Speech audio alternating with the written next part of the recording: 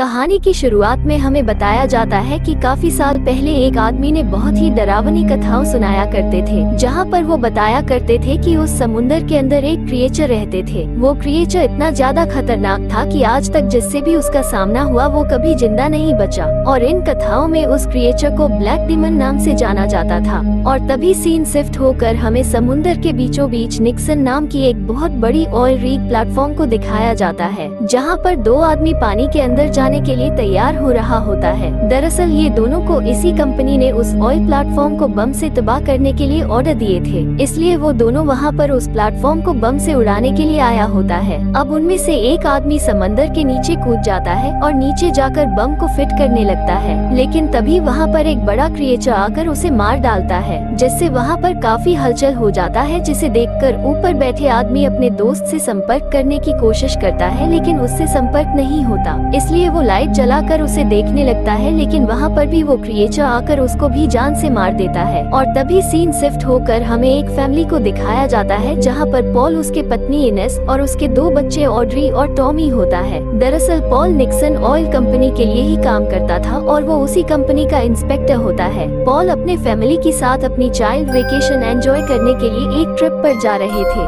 अब थोड़ी देर में ये लोग एक बीच पर पहुँचते हैं और यहाँ जाकर ये लोग काफी एंजॉय करते हैं। और तभी टॉमी अपने टेलीस्कोप से उस जगह को देखता है जहाँ का इंस्पेक्शन करने के लिए पॉल को भेजा गया था। पॉल अपने फैमिली के साथ ट्रिप का मजा लेते हुए साथ ही साथ अपने काम भी कर रहा था। उसके बाद अब ये सभी लोग सिटी की तरफ जाने लगते हैं, लेकिन तभी वहाँ पर पॉल नोटिस करता है कि ये शहर काफी खाली लग रहा है और चारों तरफ खामोशी छाई हुई है, जिसे देखकर वो काफी हैरान हो जाता है। उसके बाद वो गाड़ी से उतरकर एक आदमी के पास जाता है और उनसे होटल के बारे में पूछता है, लेकिन वो आदमी कुछ नहीं बताता, जिससे पॉल उनसे कहता है कि मैं निक्सन ऑयल कंपनी से आया हूँ। पॉल की बात सुनते ही वो आदमी गुस्सा हो जाता है और उससे कहता है कि उसी की कंपनी की वजह से इस शहर को हालत ऐसा हुआ है। लेकिन तभी यहाँ पर इनेस आकर उस आदमी को बताती है कि हम यहाँ पर बस वेकेशन मनाने के लिए आए हैं। उसके बाद वो उसे कुछ पैसे देकर होटल का रास्ता पूछती है, जिस पर वो आदमी भी उन लोग को एक होटल में लेकर जाकर छोड़ देता है। होटल पहुंचकर वो लोग बैठ रहा होता है कि तभी वहाँ पर कंपनी से पॉल को कॉल आती है, जहाँ पर कंपनी के लोग उनसे कहते हैं कि तुम्हें इस काम को जल्दी खत्म करना होगा,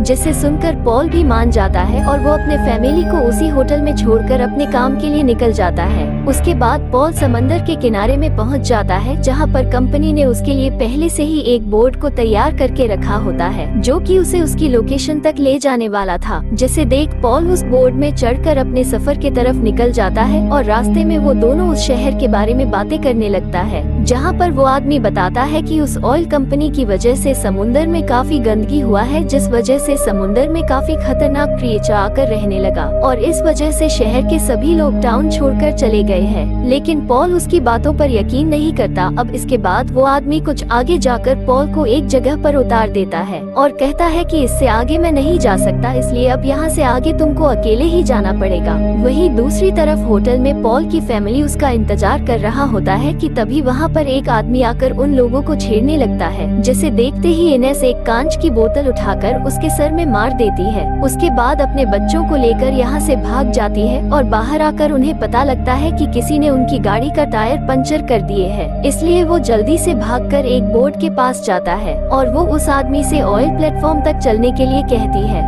लेकिन वो आदमी उसको वहाँ पर जाने के लिए मना करता है। मगर तभी इनेस उसको काफी सारे पैसे देती है, जिसे देखकर वो आदमी भी मान जाता है और वो लोग जल्दी उस बोर्ड में बैठकर उस प्लेटफॉर्म की तरफ जाने लगता है। वहीं दूसरी तरफ पॉल भी उस प्लेटफॉर्म में पहुंच जाता है, लेकिन वहां पहुंचते ही उसे वहां पर कुछ डाइविंग इक्विपमेंट का मलबा नजर आता है, जिसमें काफी खून भी लगा हुआ था और वो ये भी नोटिस करता है कि ऑयल लीकेज होने की वजह से प्लेटफॉर्म के आसपास के सारा पानी काला पड़ चुका होता है। अब प्लेटफॉर्म में चढ़कर केबिन में आ जाता है, लेकिन उसे वहाँ पर कुत्ते के अलावा और कोई नहीं मिलता। लेकिन तभी वहाँ पर दो आदमी आता है, जिसे देखकर वो काफी डर जाता है और वो दोनों पॉल से पूछते हैं कि वो कौन है, जिस पर पॉल बताता है कि मैं यहाँ पर सिर्फ इंस्पेक्शन करने के लिए आया हूँ। जिसे सुनकर वो लोग बताते हैं कि अब काफी देर हो चुकी है, क्योंकि यहाँ पर सब लोग मर चुके हैं और यहाँ पर सिर्फ वो दो लोग बचे हुए हैं। लेकिन तभी उन्हें बाहर किसी बोट के आने की आवाज सुनाई देती है, जिसे सुनते ही वो तीनों जल्दी से बाहर आकर देखते लगता है तो उन्हें पता लगता है कि बाहर उस बोट में पॉल की फैमिली होता है।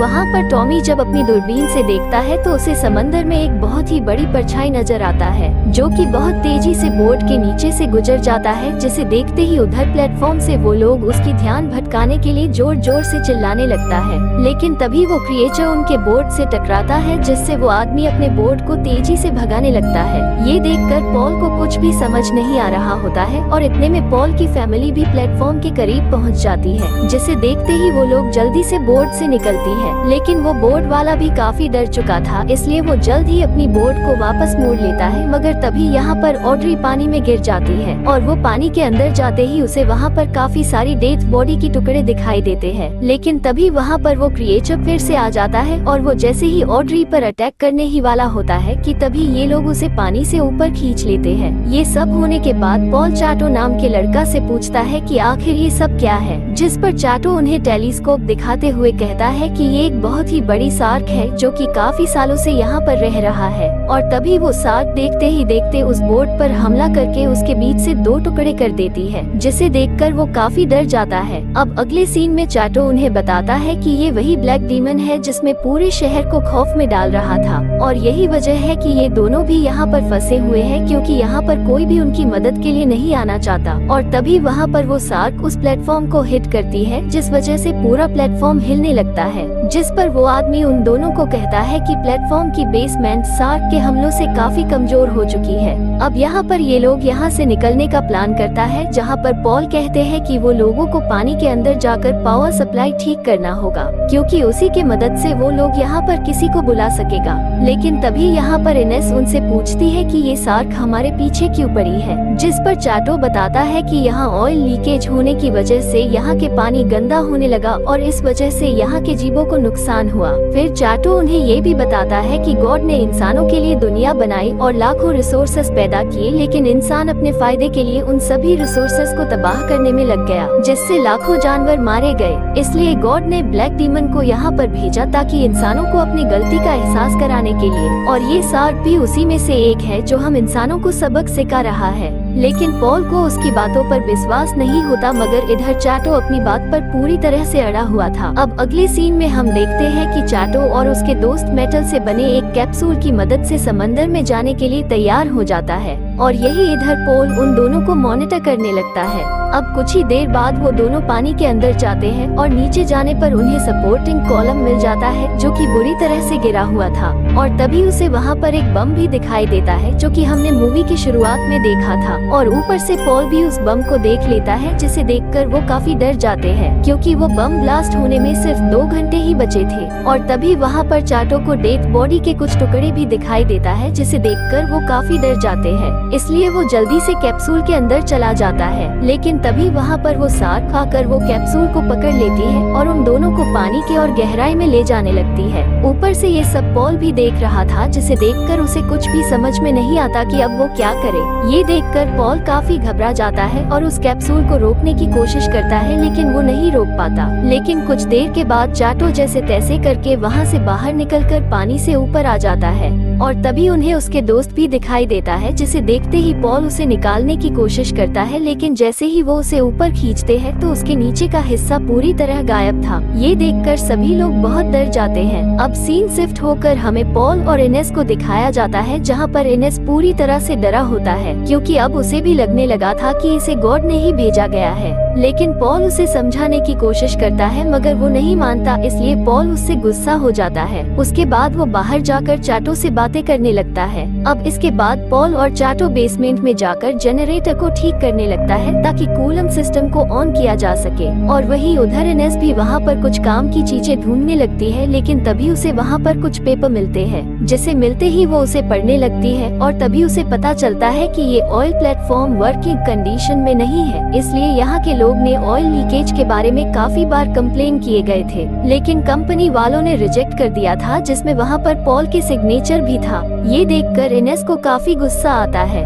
और तभी उधर टॉमी एक छोटी बोट में काफी सारे डॉल्स रखकर उसे समंदर में बहा देता है और साथ ही वो गॉड से प्रे भी करता है कि वो उन्हें माफ कर दे और यहाँ से जाने दे। लेकिन तभी उस बोट में से एक डॉल पानी में गिर जाती है, लेकिन तभी वहाँ पर शार्क आकर उस प्लेटफॉर्म के नीचे वाला हिस्से में हिट कर देता है, जिस वजह से टॉमी पानी में गिर जाता है और वो जोर जोर से चिल्लाने लगता है। उसकी चीख की आवाज सुनकर इनेस जल्दी से उसको बचाने के लिए पानी में कूद जाती है और पॉल भी पानी में कूदकर शार्क को अपनी तरफ खींच लेता है। और उसी मौका देखकर चाटो और ऑड्री एक रस्सी के मदद से इनेस और टॉमी को पानी से बाहर निकाल लेता है और इधर पॉल भी शार्क के हमलों से पहले प्लेटफॉर्म में चढ़ जाता है। इसके बाद इनेस पॉल से झगड़ा करने लगती है, जहाँ पर वो कहती है कि तुमको सब कुछ पता होते हुए भी तुमने उन पेपर पर साइन क्यों किया? अगर तुमने ऐसा नहीं किया होता तो आज कई सारे लोगों बच जाती थी। ये सब तुम्हारी वजह से हुआ है, इसलिए असली शैतान, असली मॉन्स्टर तो तुम हो। जिस पर पॉल कहता है कि देखो मैंने ये सब अपनी फैमिली को अच्छी लाइफ देने के लिए किया है,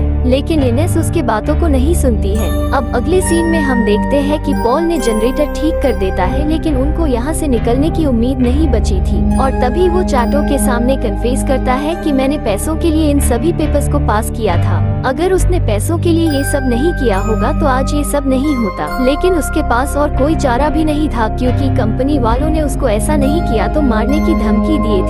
और तभी उसे याद आता है कि इसी की कंपनी ने इस प्लेटफॉर्म को तबाह करने के लिए यहाँ पर बम फिक्स करवाया था और उन्होंने ठीक उसी वक्त पॉल को इंस्पेक्शन करने के लिए यहाँ पर भेजा था। यानी कि वो सभी लोग पॉल को जान से मारना चाहते थे, क्योंकि वो कंपनी के सारे राज जानता था। वही दूसरी तरफ इनेस एक डैमेज बोर्ड को रिपेयर कर रही थी, ताकि उसी की मदद से वो लोग यहाँ से निकल सके। और वही चाटो भी रेडियो को ठीक करने की कोशिश कर रहा था। लेकिन तभी वहाँ पर पॉल आकर चाटो से कहता है कि ये सब मेरे ही वजह से हुआ है, इसलिए अब मैं खुद इसको ठीक करूँगा। जहाँ पर वो कहता है कि वो पानी के नीचे जाकर लीकेज को ठीक करेगा और उसी बम से डीमन को मार देगा। लेकिन इस सब में उसकी जान भी जा सकता था, मगर वो अपने फैमिली के लिए अपने जान भी देने के लिए तैयार हो जाता है। इसलिए वो चाटो को बताता है कि तुम बोट के जरिए उसकी फैमिली को सही सलामत किनारे की तरफ लेकर जाओ, जिसे सुनकर चाटो भी मान जाता है। उसके बाद पॉल अपना सूट पहनकर पानी के नीचे जाने के लिए तैयार हो जाता है, लेकिन तभी वहाँ पर इनेस आ जाती है,